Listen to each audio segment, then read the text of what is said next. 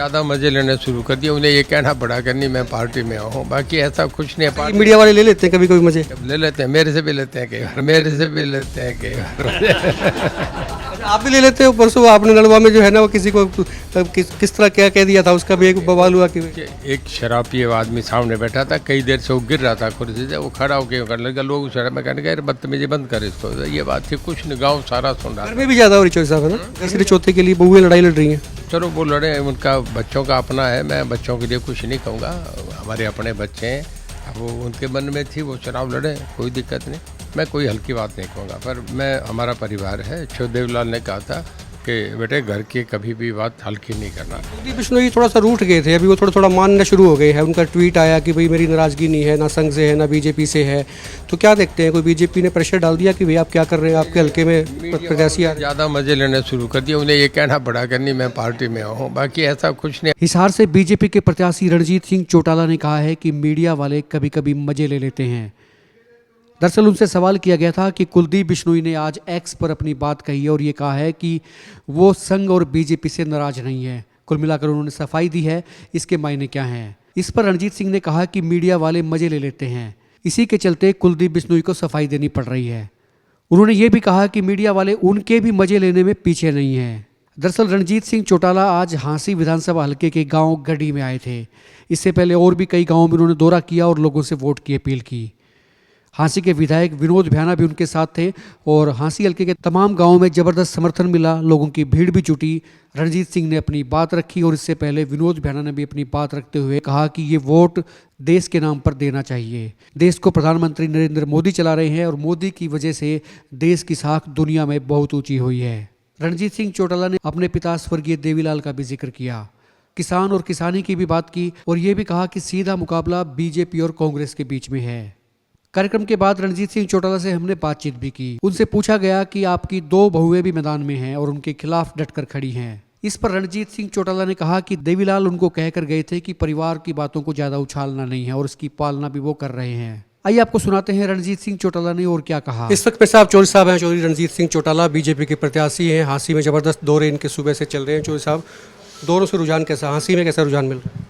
बहुत बढ़िया जी। पिछली बार यहाँ से मेरे ख्याल में 60,000 के करीब 59,000 थी और अब के बयाना साहब बहुत मेहनत कर रहे हैं, दिन रात लग रहे हैं, कहीं गए नहीं बाहर और सब बड़े बड़े लीडर अपने कार्य भी कर गए। यहाँ सभापति एक बार मनोहर लाल जी है, दूसरी बार फिर एक कर गए, तीसरा मैं एक बार में कराया।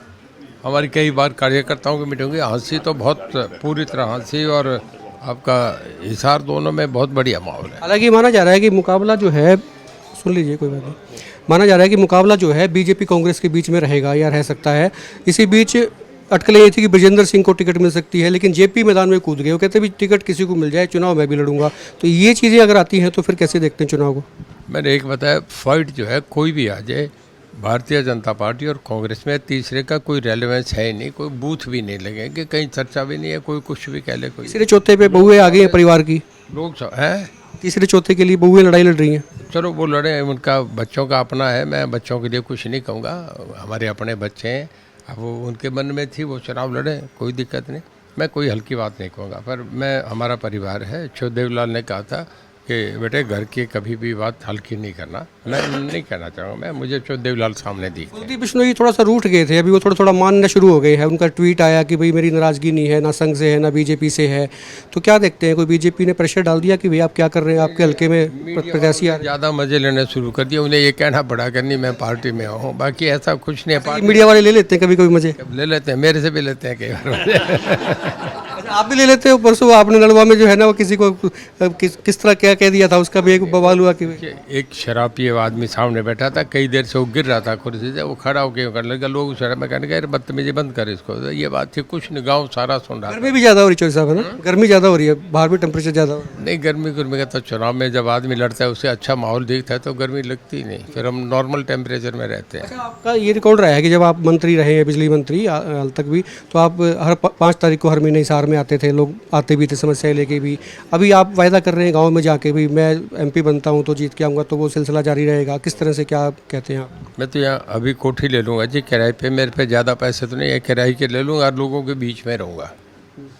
कोठी तो ले ली आपने हिसार में? हाँ, एक अभी तो कोई दोस्त की है, उसने खाली करके दे दी अभी मुझे रहने के लिए चुनाव के लिए, पर मैं देख रहा हूँ कोई अच्छी, कोई आपके निगम में भी तो 1000 गज की किराए पे मिल जाए, मैं लेना चाह रहा हूँ। आखिरी सवाल ये जो साहब कि कांग्रेस में जो फूट है, वो कांग्रेस की जो लड़ाई है वो बीजेपी से ना होकर भी अंदर चल रही है, टिकटों को लेकर चल रही है, ये इसको कैसे, इसको कांग्रेस इसी बात से ख़त्म है कि आपस की लड़ाई। जब एक देखिए किसी सेना में अगर सेनापति नहीं होना तो सेनापति की वो हालत हो जाती है जो भेड़ बकरी के झुंड की, अगर उस पर गवाला नहीं हो तो वो अलग अलग निकल जाएंगे।